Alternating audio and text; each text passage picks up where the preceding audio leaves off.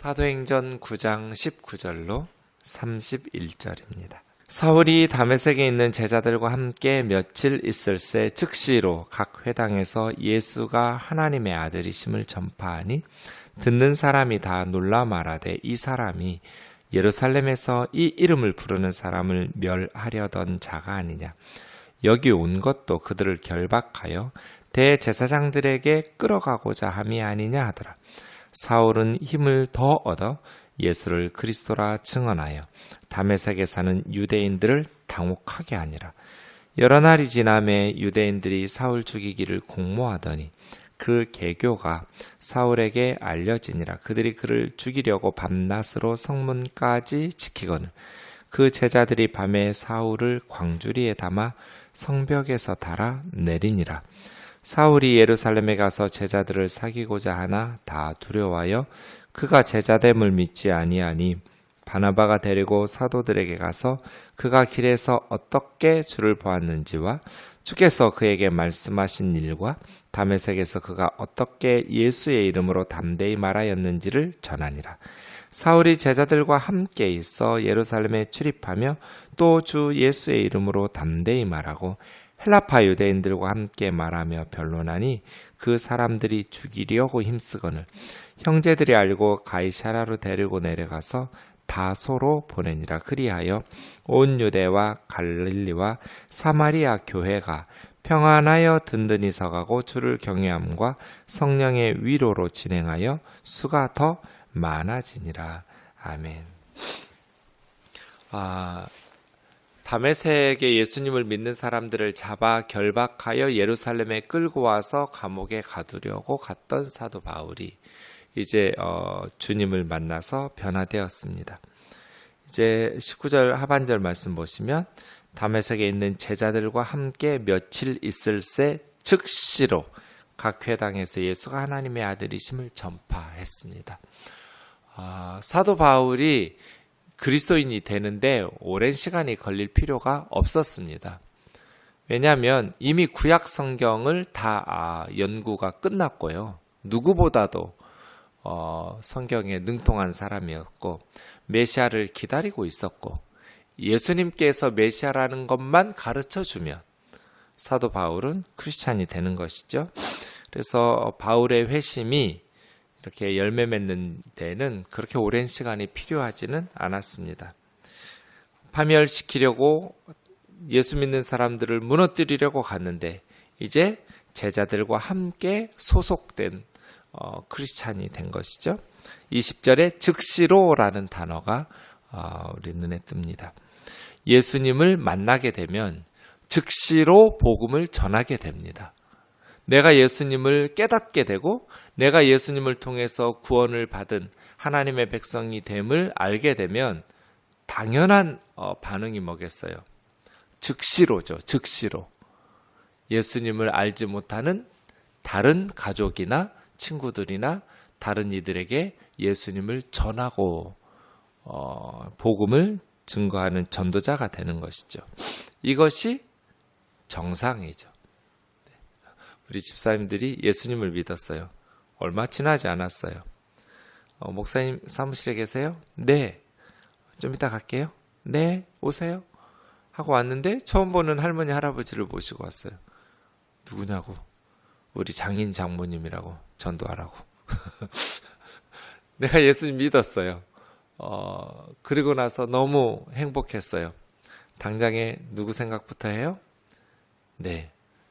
어머님 아버님부터 시골에서 모시고 온 거예요. 와가지고 우리 목사님 이렇게 인사하러 가야 된다고 해가지고 제 사무실에 모시고 와서 나는 조리 있게 말할 그게 없으니 자신이 없으니 목사님 전도하라고 데려왔어요. 그래서 제가 이런저런 이야기하면서 지금 그 어머니 아버지 신앙생활 잘하고 계셔요. 신용준이라는 후배를 이제 전도했어요. 이제 막 신입생 그때 전도하거든요. 그때가 전도하기 좋잖아요. 신입생들이 막 대학에 입학할 때. 그래서 피싱이라고 그래요. 우리가 물고기 잡는다고 피싱하러 전도 다니는데 그렇게 해서 예수님 처음 경상도 마산에서 올라와가지고 처음으로 예수님을 믿었어요. 사형리 통해서 복음 듣고. 근데 얘가 없어졌어요. 맨날 기쁘게 우리 서클룸에 와가지고 CCC 룸에 와서 너무너무 행복하게 신앙생활하고 있었는데 갑자기 사라졌어요. 며칠 동안. 그래가지고 이상하다. 얘가 왜 안 오지? 날마다 와서 같이 성경 공부하고 예배하고 찬양하고 했는데 며칠 만에 다시 나타났어요. 너 어디 갔다 왔어? 고향에 다녀왔습니다. 고향에는 왜 갔어? 방학도 아닌데? 제가 아버지 어머니에게 전화하고 어머니 아버지 형 누나 큰아버지 큰어머니 다 불러 모아라고 그래가지고 갑자기 대학 간다고 서울에 올라간 녀석이 중요한 일이 있다고 다 집에 모이라고 그래가지고 얘 오는 시간에 다 모였잖아요. 그래가지고 얘가 사형리를 들고 제1원리 하나님은 우리를 사랑하시며 우리를 향한 놀라운 계획을 가지고 계십니다. 제2원리 우리가 그걸 알지 못하는 건 죄 때문입니다. 제3원리 예수 그리스도를 믿어야 됩니다. 뭐 이런 식으로 전도한 거예요. 가족들이 놀래가지고 이러라고 다 모였냐고. 그렇다고 반드시 예수님 믿고 천국 가야 된다고. 구원받아야 된다고. 지 예수 믿은 지 며칠 안 됐어요. 일주일도 안 돼가지고 내려가가지고 가족들 다 불러먹어. 우리가 너무 웃기잖아요. 그래서 어떻게 됐어? 그랬더니 알았다. 우리는 우리끼리 믿는 것이 있으니 너는 그거 믿어라. 그래. 독실한 불교 신자들이 우리는 우리 믿는 게 있으니 너 그거 믿어라. 해가지고 실패하고 서울로 올라왔다고. 지금 어떻게 될게요? 그 신용준 형제는 목사님이 되었고 그 가족들은 거의 대부분 구원받았어요. 즉시로죠. 즉시로. 예수님을 만나게 되면 정상적인 그 다음 반응은 뭐예요? 믿지 않는 가족들, 믿지 않는 친구들 복음 전해주고 싶은 게 정상이죠. 사도 바울이 예수님을 박해했었다고 그래서 서서히 준비하고 뭐 신학교 갔다 온 후에 그럴 일이 없죠. 즉시로죠. 전도는 성경을 잘 알고 나서 뭐 모든 지식이 성숙해져서가 아니죠. 예수님 만나게 되면 즉시로 복음 전하는 정상이죠. 사도 바울이 예수님 믿고 즉시로 각 회당에서 예수가 하나님 아들이다. 그리고요 22절 예수가 그리스도다. 이렇게 전한 거예요. 성경 지식이 많으니 얼마나 또 설득력 있게 전했겠어요. 예수가 하나님의 아들이심을 전파하기 시작했어요. 듣는 사람이 다 놀라가지고 설교를 들은 사람들이 이 사람 예루살렘에서 이 이름 예수의 이름 부르는 사람을 멸하려 하던 자가 아니냐? 이 다메섹에 온 것도 그 예수 믿는 사람들을 결박하여 대제사장들에게 끌어가고자 함이 아니냐? 맞죠? 예. 회당에 누가 있어요? 예수님 믿지 않는 사람들이 있어요. 그러니까 회당에서 선교하고 전도하기가 제일 좋죠. 왜냐하면 구약 성경 다 믿는 사람들이니까. 그렇죠? 네. 그래서 메시아 기다리는 사람들, 성경 다 알고 있는 사람들이 있는 회당에서 복음을 전하는데 또 전하기 좋은 것이요. 회당 예배는 우리 예배처럼 설교자가 정해져 있지가 않아요. 누구든지 설교할 수 있었어요. 순서가 있어요. 뭐 우리처럼 기도문도 있고요. 찬송도 있고요. 뭐 읽는 성경 구절들도 있고요. 네. 그런 식으로 성경 읽고 나면 권면할 말이 있으면 하라고. 그럼 바울이 예배드리다가 손 들고 나가는 거죠. 내가 권면할 말이라는 건 설교할 말이 있으면 하라는 거예요. 이 읽은 성경 구절에서. 읽은 성경 구절을 가지고 쭉 이야기하다가 어디로 끌고 가요? 예수님이 하나님 아들이다. 예수님이 우리가 기다리고 있는 그리스도다. 메시아다. 이렇게 설교하는 거예요. 그랬더니 회당 사람들이 혼비백산한 거죠. 설교를 들은 사람들이. 저 이름으로 말하는 예수 전한 거죠. 바울이 설교 시간에.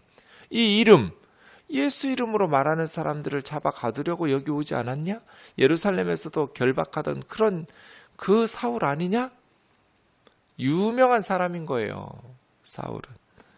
그런데 왜 지금 저 이름 예수를 믿으라 하냐 하는 것이죠. 대답이 뭐예요? 22절. 사울은 힘을 더더 예수를 그리스도라 증언하여. 회당에서 그렇게 복음을 전하는 것이죠. 그랬더니 어떻게 됐겠어요? 다메섹에 사는 유대인들이 당혹하게 돼. 자기 편인 줄 알고 예수 믿는 사람들 죽이려고 결박하려고 온 사람 자기들 편인 줄 알았다가 오히려 이제 예수님을 전도하니까 당황하게 되죠. 그래서 그들의 결론이 뭐예요? 유대인들이 사울을 죽이기로 공모하니 저놈은 죽여야 된다. 저거 가만 놔뒀다가는 예수쟁이들을 더 확산시키고 더 늘어가게 하겠다라고 결정한 거예요. 다메섹의 유대인들이. 다메섹에서 회당에서 예배드리고 사울의 그러한 복음 듣고 예수님을 전도하는 모습을 보면서 저 사울은 죽여야 된다. 우리가 이 정도는 예수 믿어야 하지 않겠어요? 저거 놔둬도 뭐 별 볼 일 없겠다. 우리한테 별 위험 안 되겠다. 사탄한테 무시당하면 안 되지 않겠어요? 저거 놔두면 큰일 나겠다. 저거 놔두면 사탄의 나라가 무너지겠다 싶을 만큼 사울은 열정을 가지고 주님 복음을 전한 것이죠.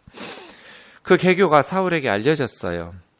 그들이 죽이려고 밤낮으로 성문까지 지켰어요. 이제 사울을 죽이자, 잡아 죽이자.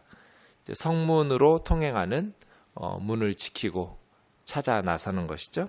그때 이제 예수님의 제자들이 밤에 사울을 광주리에 담아 성벽에서 달아내렸어요.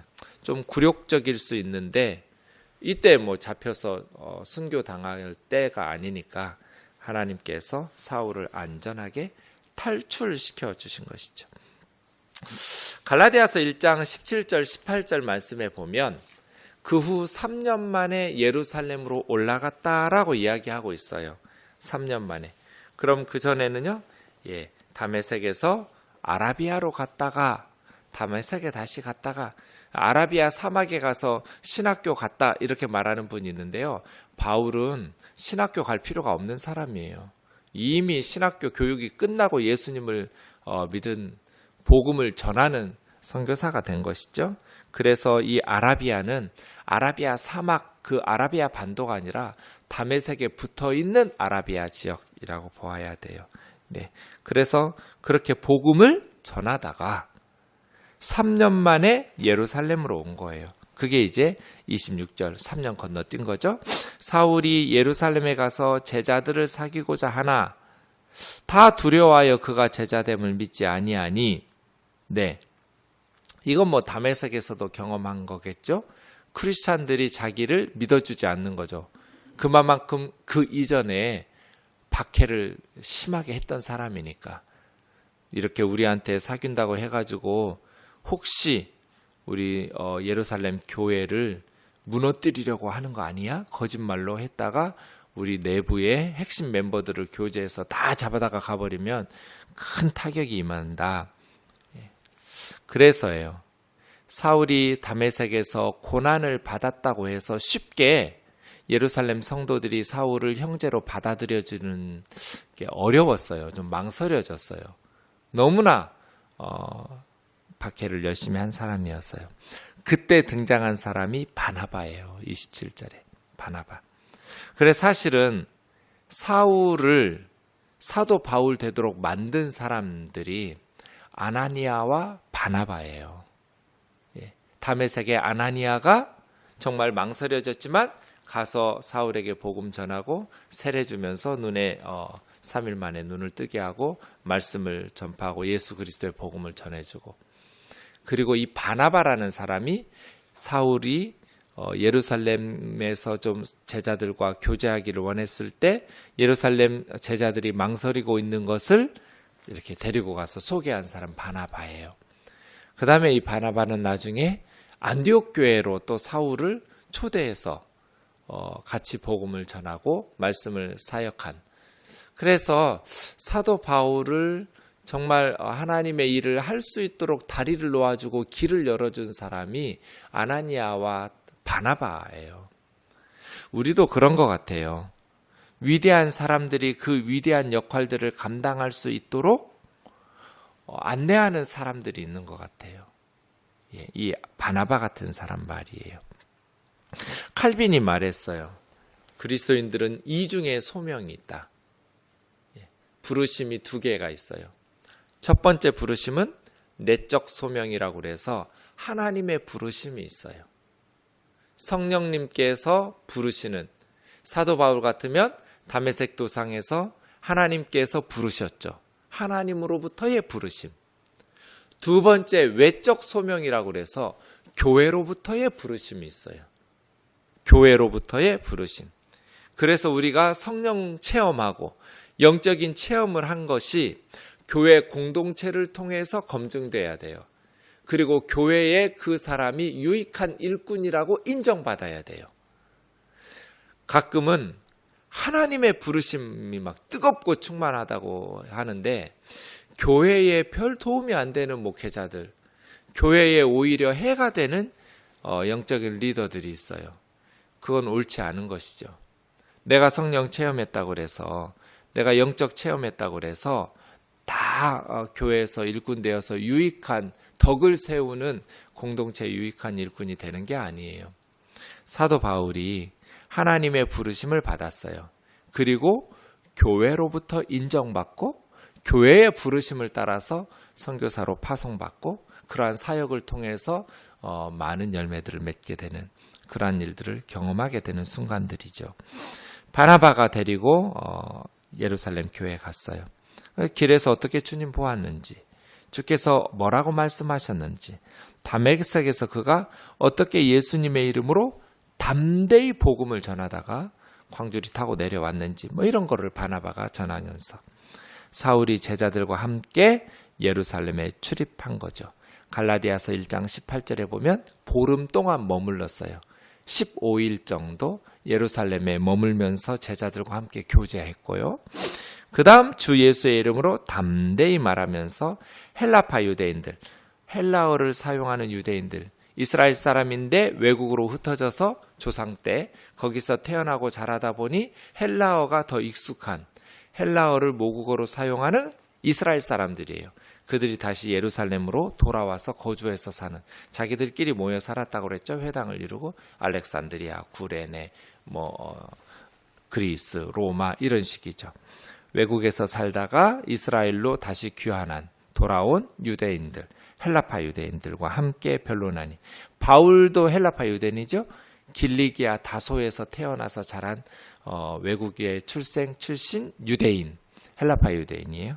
그에 비해서 이스라엘에서 태어나고 자란 유대인들을 히브리파 유대인이라고 해요. 헬라파 유대인들과 함께 변론하니 그 사람을 죽이려고 힘쓰거늘 바울을 죽이자 하고 힘쓸 때 형제들이 알고 가이사라가 항구 도시거든요. 내려갔던 거 배 태워서 다소로 보낸 거예요. 그렇게 다소에서 약 7, 8년간 복음을 전한 것 같아요. 신분 노출 없이. 길리기아 다소는 또 바울이 태어나고 자란 곳이니까요. 다소로 배 태워서 보내니 온 유대와 갈릴리, 사마리아. 이스라엘 지역을 이렇게 3등분해요. 지리적으로. 맨 남쪽은 유대, 가운데는 사마리아, 북쪽은 갈릴리. 그러니까 모든 이스라엘이 그 말이죠. 온 유대와 갈릴리와 사마리아. 사도행전 1장 8절이 됐네요. 성령이 너희에게 임하시면 권능 있는 증인으로 예루살렘과 온 유대와 사마리아와 땅끝까지 복음이 점점 전파되고 있어요. 5가지가 있었어요. 첫째, 유대, 갈릴리, 사마리아 교회가 평안하여. 평안했다라는 것은 외적인 간섭이 없이 자유롭게, 그런 뜻이에요. 외부적인 박해들이 사그라들었어요. 두 번째, 든든히 서가고 자신들의 위치를 견고하게 세워나갔어요. 셋째, 하나님을 경외했어요. 주님을 경외하고 두려워했어요. 넷째, 성령의 도우심이 있었어요. 성령의 위로로서. 다섯째, 그렇게 진행되니 수적 성장이 있었어요. 수가 더 많아지니라. 네. 이렇게 우리 기도했으면 좋겠어요.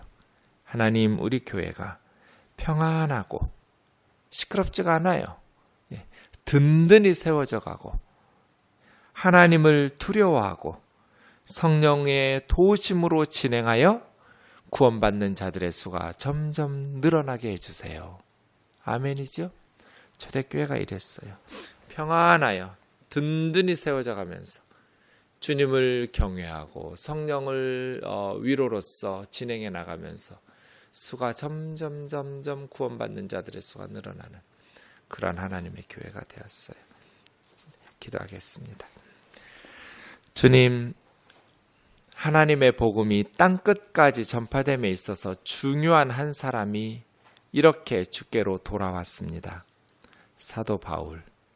그의 회심은 극적이어서 많은 유대인들을 공포에 떨게 하면서 당혹하게 하면서 많은 그리스도인들이 힘을 얻는 하나님의 일꾼이 되었습니다.